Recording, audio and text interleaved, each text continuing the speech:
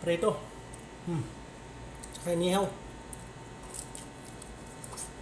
Ito lang nakakaya. Araw sa inyo mga par.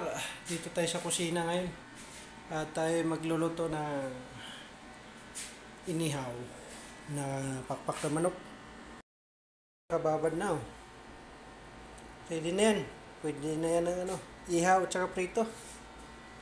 Actually may nakasalang na ako dito mga par. Pang ulam natin tanghalian yan. Ayos na yan. Mamaya kakain na tayo. Antayin na natin maluto. Pipritong na tayo ng para prito na tayo.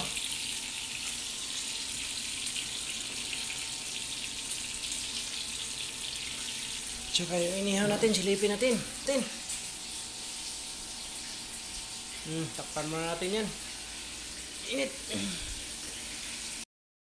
Paro. Luto na mga par. Lupay nantay, kainan na mga par.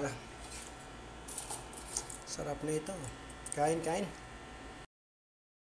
mga par. Prito.